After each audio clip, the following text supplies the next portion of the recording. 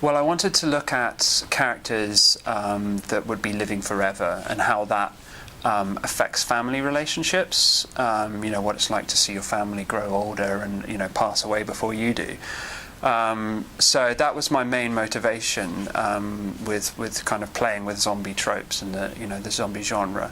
And I also thought it would be very interesting to see some point of view issues from the zombie point of view and kind of explore that side of characters. The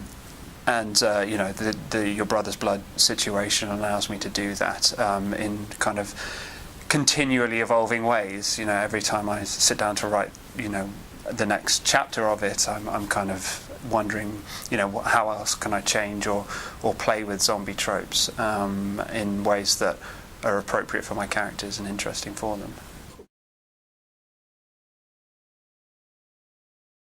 I'm not sure about double the pressure. It is an added kind of incentive to make sure everything's as polished as you possibly can get it. Obviously you're looking to get a grade for this writing in a way that when you're just writing for yourself or to seek publication, you're not looking at grades in the same way. So that was always very much in my mind, that everything was edited to the best level I could get it to edited to. So that's where it came in largely. But there's if there is double the pressure, there's almost double the support, if that makes any sense. You have a lot of tutor input and a lot of tutor support there, and peer support, which writers outside of creative writing courses can sometimes find hard to get hold of. That extra levels of support. So that side of things was great. Really good.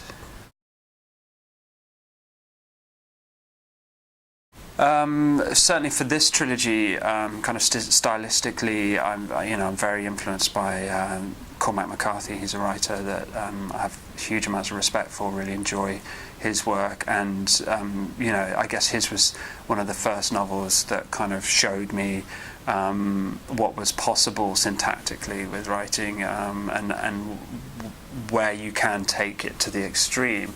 Those kind of short, really punchy sentences, that really interesting pacing that he uses in a lot of his novels. And that kind of led on to, writers like Bret Easton Ellis and Chuck Palahniuk, however you're supposed to pronounce that.